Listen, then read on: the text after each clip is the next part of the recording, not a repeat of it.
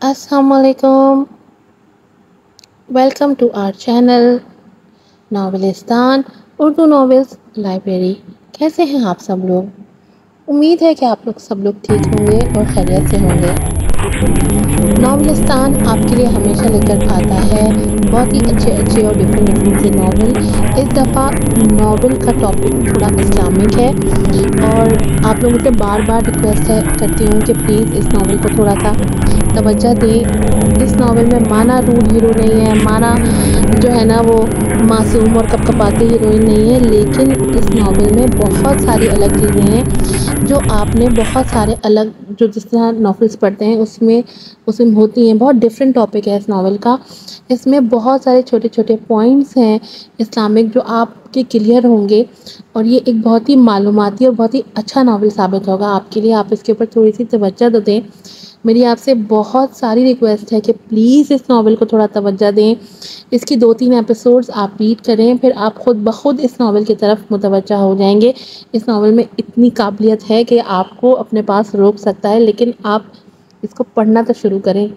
मसला तो यही है, इस्लामिक जहाँ इस्लामिक नाम लिखा नज़र आ जाता है वहाँ से आप लोग जो है ना ऐसे भागते हैं कि जैसे पता नहीं कोई आपसे जो है ना चार्जेस ना मांग ले। चैनल को सब्सक्राइब कीजिएगा, वीडियो को लाइक कीजिएगा, शेयर कीजिएगा। पढ़ते हैं एपिसोड की तरफ। नावल तर्द मिनफिलाक, राइटर हैं इसकी युसरा कमल। Episode number 3। हिजाब की कहानी को अगर कुछ देर के लिए साइड पे रखा जाए तो हम आते हैं उस कमरे की तरफ जिसका दरवाज़ा डार्क ब्राउन था। दरवाजे से अंदर दाखिल हों तो कमरे के वक्त में बेड था। उसके दाएं तरफ ड्रेसिंग टेबल था और बाएं तरफ वर्किंग टेबल जिस पर चंद किताबें रखी हुई थी और एक बॉक्स में मुख्तलिफ तरह की पेंसिल्स। बेड के बिल्कुल सामने अलमारी रखी हुई थी और उसके बराबर में एक छोटा सा रूम था जो वार्डरोब के तौर पे इस्तेमाल होता था। कमरे में ज़्यादातर डार्क ब्राउन और सफ़ेद रंग की चीज़ों का इम्तिजाज था। बेड के एक साइड पर मोमिन बैठा मोबाइल में गुम था। जब उसकी माँ नादिया बेगम अंदर आई तो वो फ़ौरन से सीधा होकर बैठ गया।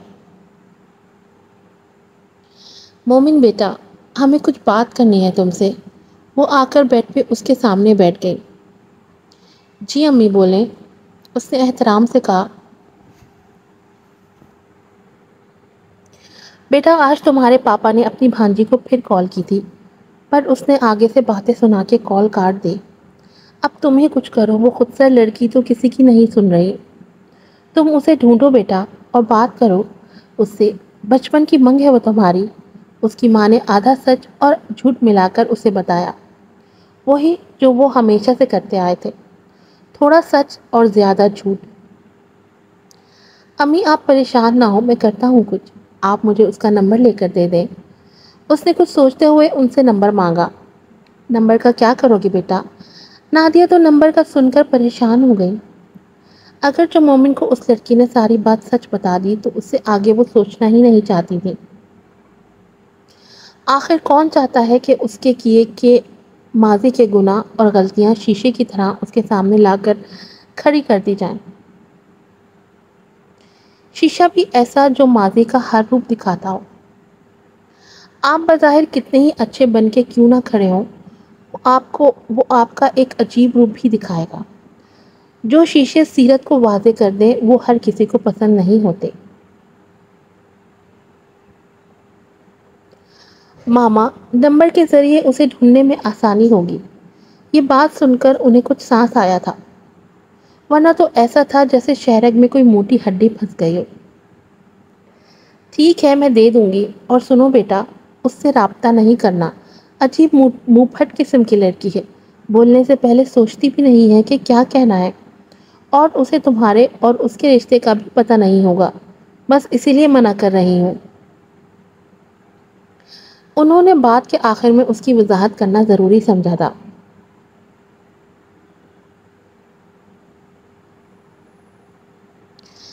वजाहत को दूसरे अल्फाज में सफाई कहते हैं और सफाई वहाँ की जाती है जहाँ गंद हो। اگر آپ کی بات میں کچھ غلط ہے تبھی آپ اس کی وضاحت دے رہے ہو، لیکن ہمیشہ ایسا بھی نہیں ہوتا۔ کبھی کبھی وضاحت سچ کو منوانے کے لیے بھی دی جاتی ہے کہ جو چیز دھندلی ہے وہ مزید صاف ہو جائے۔ مومن کو پہلے تو ان کی بات سن کر عجیب لگا، پر پھر آخری بات کو مد نظر رکھتے ہوئے اس نے اسبات میں سر ہلا دیا۔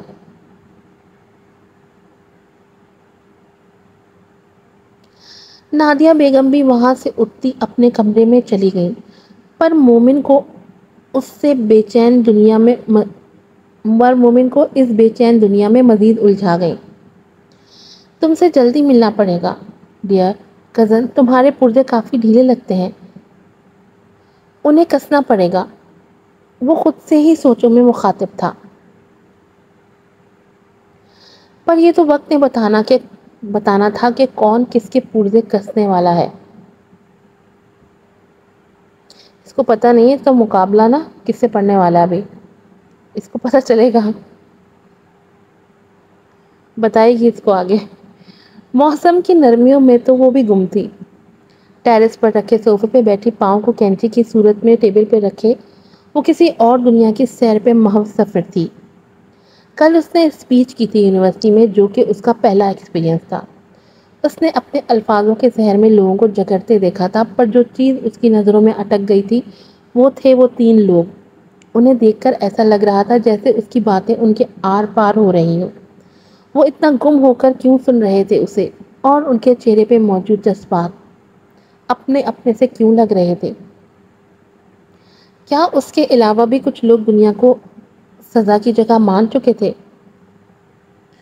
اس نے سر جھٹک کر خود کو ان سوچوں سے آزاد کیا اور سامنے رکھا کافی کا مگ اٹھا لیا۔ ٹھنڈ دن بدن بڑھتی ہی جا رہی تھی۔ اس نے اپنے شال کو اچھے سے لپیٹ لیا اور اپنی زندگی پہ غور و فکر کرنے لگی۔ اپنی زندگی پر غور و فکر کرتے رہنا چاہیے، یہ ہمیں بڑے عذابوں سے بچائے رکھتا ہے۔ اسے اب بھی یاد تھا کہ پہلے وہ بالکل عام سی لڑکی ہوا کرتی تھی، جسے بس کورس کی کتابوں کے بارے میں ہی پتا ہوتا تھا۔ پھر اس نے دنیا کو جاننے کی اور دنیا والوں کو سمجھنے کی کوشش شروع کی، اور اس سفر کی بہترین دوست کتابیں ہوتی ہیں۔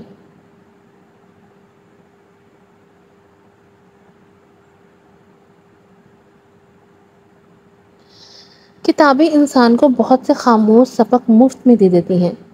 یہ اپنے نایاب و قیمتی راز بغیر کسی معاوضے کے ہمارے حوالے کر دیتی ہیں۔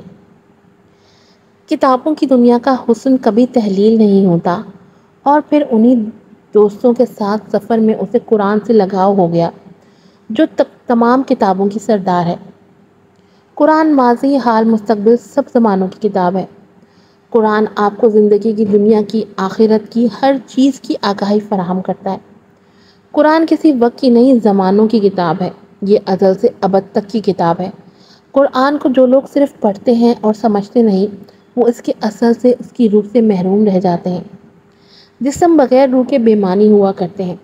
اس نے قرآن کی روح کو حاصل کرنا چاہا تھا، اور وہ کسی حد تک اس میں کامیاب بھی ہوئی تھی۔ قرآن نے ہی اسے زندگی کی حقیقت کے بارے میں سمجھایا تھا۔ قرآن نے اس پر اس کی حیثیت واضح کی تھی کہ وہ اشرف المخلوقات ہونے کے ساتھ ساتھ اپنے اصل سے بے دخل بھی ہے، لیکن یہ بات وہ اپنے ساتھ والوں کو نہیں سمجھا پائی تھی۔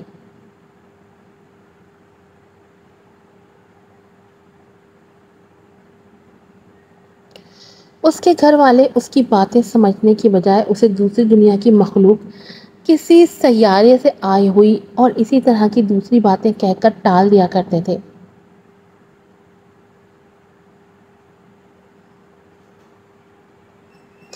اسے بس ایک انسان سمجھتے تھے۔ المیرا، یہاں کیا کر رہی ہو اکیلے بیٹھی بیٹھی؟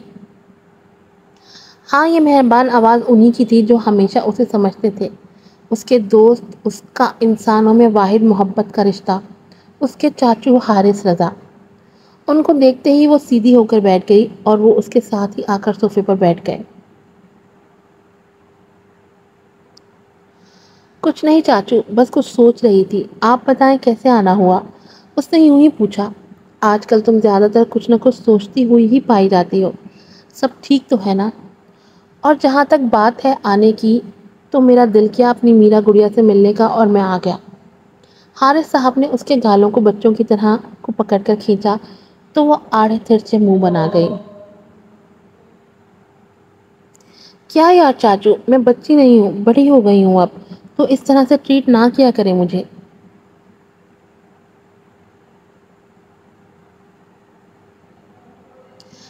میرا ڈال، آپ نے کبھی رات میں چاند کو دیکھا ہے؟ دن کے سورج کے بارے میں بھی پوچھ لیتا پر اسے کوئی توجہ سے نہیں دیکھتا۔ انہوں نے مکمل اپنے رخ اس کی جانب گھماتے اس سے سوال پوچھا تو اس نے کم فہمی سے دیکھتے جواب دیا، بھلا چاند کو کس نے نہیں دیکھا ہوتا؟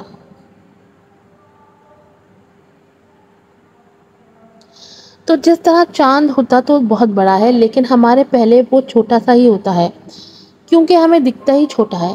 اسی طرح بڑوں کا اپنے بچوں سے رشتہ ہوتا ہے۔ بچے چاہے کتنے ہی بڑے کیوں نہ ہو جائیں، وہ اپنے بڑوں کے لیے بچے ہی رہتے ہیں۔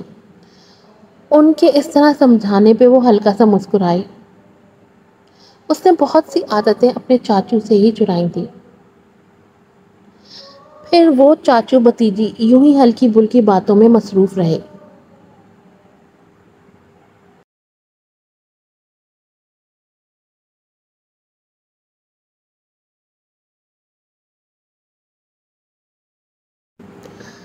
رات کی تمیز چادر ہر طرف بچھی ہوئی تھی۔ سارے عالم پر ایک سکوت سا چھایا تھا۔ دور سے آتی گاڑیوں کی آواز اس سکوت میں بالکل ہلکا سا خلل پیدا کرتی اور پھر وہی خاموشی چھا جاتی۔ اس نے جیسے ہی چھت پہ آ کے قدم رکھا، جسم کے ساتھ ساتھ روح میں بھی سکون سا بھر گیا۔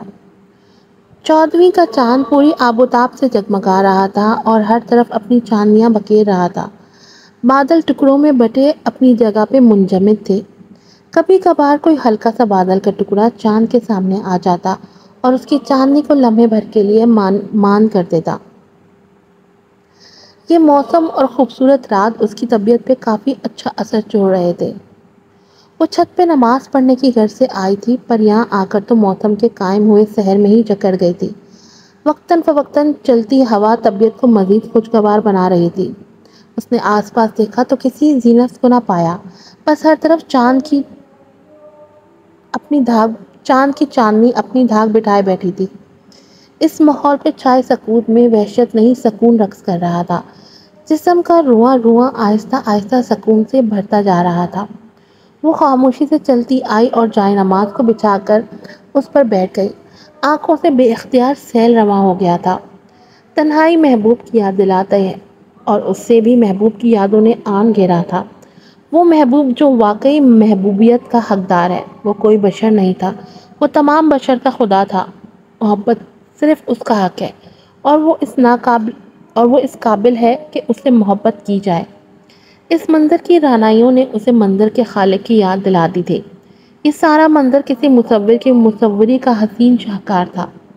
اگر مصوری اتنی حسین ہے تو پھر مصور کتنا حسین ہوگا۔ یہ سوچ اس کی آنکھوں سے موتیوں کو گرائے جا رہی تھی۔ اس کو دیکھنے کے لیے دل مچلنے لگا تھا، پر کہاں ممکن تھا۔ وہ تو خود کو قیامت کے دن سے پہلے ظاہر ہی نہیں کرے گا، اور قیامت نہ جانے کب آنی ہے۔ یہ کیسا انتظار ہے جس میں حد کا بھی کوئی پتہ نہیں۔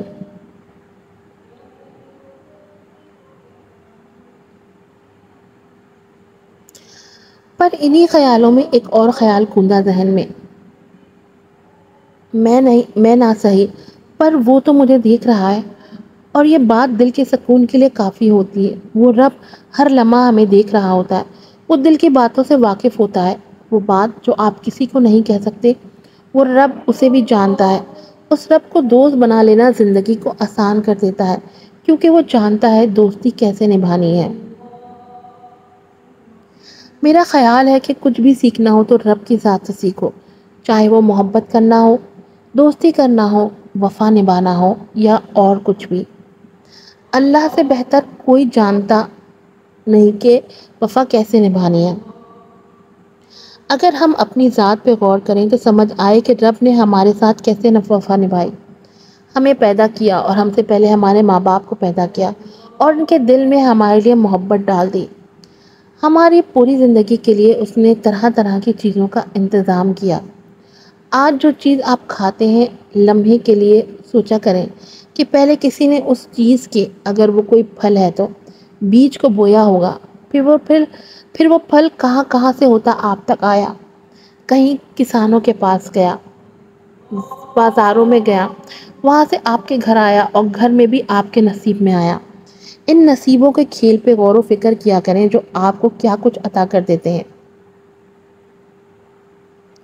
उसने दोनों हाथों से चेहरे को साफ किया और गहरी सांस भरती उठ खड़ी हुई और नमाज अदा करने लगी। वो अपने तर्ज की बनाई गई वाहिद तख्लीक थी, वो जिसे सब अलमीरा ज़ेब के नाम से जानते थे।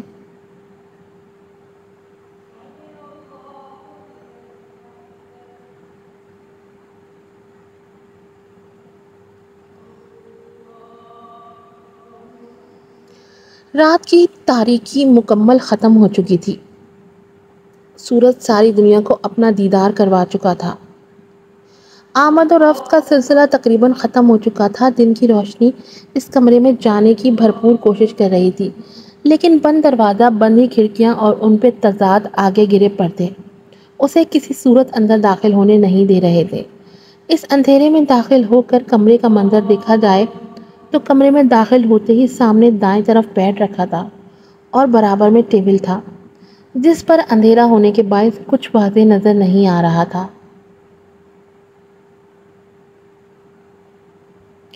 बाएं तरफ कॉर्नर में बड़ी सी अलमारी रखी थी, जिसके रंग का पता लगाना ज़रा मुश्किल था।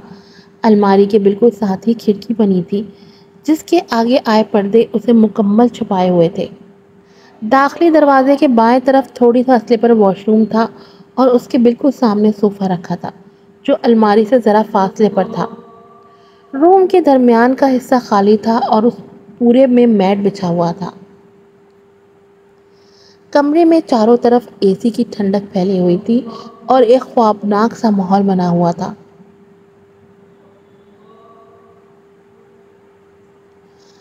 बेड पे ख्वाब खरगोश में मगन जीनत मजीद सुकून से सोया रहता अगर साइड टेबल पे पड़ी अलार्म क्लॉक से बॉर्डर पे हुए हमले की तरह महसूस न होती। अलार्म की आवाज़ इतनी तेज़ थी कि वो एकदम से डरकर उठ गया। गालिबन वो कोई ख्वाब ही देख रहा होगा, क्योंकि अक्सर ख्वाब देखते हुए अलार्म की आवाज़ सुनाई दे तो हम खुद को कहीं से गिरता हुआ ही महसूस करते हैं। उसने क्लॉक को बंद किया और हाथ ज़रा सा ऊपर करके सुई बोर्ड से लाइट ऑन की। लाइट के ऑन होते ही सारा कमरा रोशनी में नहा गया और हर चीज़ वाज़ेह हो गई। कमरे की दीवारों का रंग स्किन, जबकि फर्नीचर का रंग नेवी ब्लू था और इन सब में सबसे ज़्यादा वाज़ेह था बेड पर बराजमान ज़ीनब, जो अपनी सुरमई आंखों से घड़ी को देख रहा था, जो पूरे पूरे 8 बजा चुकी थी।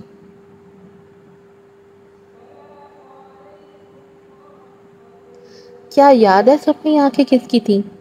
जी हाँ, अलमीरा, अलमीरा ज़ेब। हाँ, उसी की थी सुरमई आंखें। और ये था हमीद जहां ज़ेब, जिसे सब हुस्न का चलता फिरता शाहकार कहते थे। सुरमई आंखें, डार्क ब्राउन बाल, पठानों जैसे नैन नक्श, सफ़ेद दूध जैसा रंग और उसमें शामिल सुर्खियाँ, कुछ चढ़ती जवानी का शबाब था जो उस पर ज़्यादा ही चढ़ा था। उसने घड़ी को देखकर अजीब से मुंह बनाए और ब्लैंकेट खुद से हटाता उठ गया। 8 जो बज चुके थे। जानता था एक खातून की आमद बस होने ही वाली है।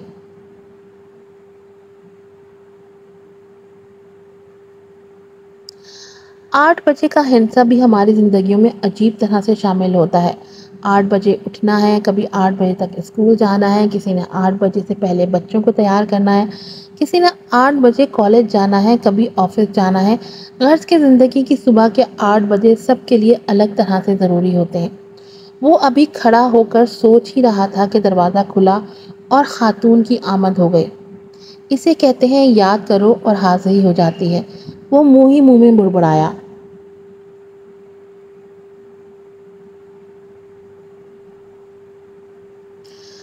हमीज, तुम क्या अभी तक खड़े हो? ऐसे ही जल्दी फ्रेश होकर तैयारी करो, मुझे यूनिवर्सिटी के लिए लेट होना ही होना। चलो जल्दी करो। उसने आते ही जल्दी जल्दी का राग अलापना शुरू कर दिया, हमेशा की तरह। यार मीरू, ये मेरे कमरे में आने से पहले ही आपकी ब्रेकें क्यों फेल हो जाती हैं? उसने अलमारी से अपने कपड़े निकालते हुए अलमीरा से कहा।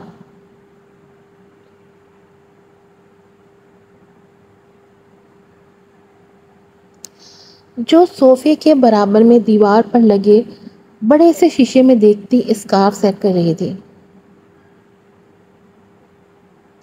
حمیز، اچھے بچوں کی طرح جلدی تیار ہو کر آؤ، دیکھو کیا ٹائم ہو گیا ہے، یونیورسٹی جانے میں 20-25 منٹ لگ جاتے ہیں، تمہیں پتہ ہے مجھے لیٹ ہونا نہیں پسند۔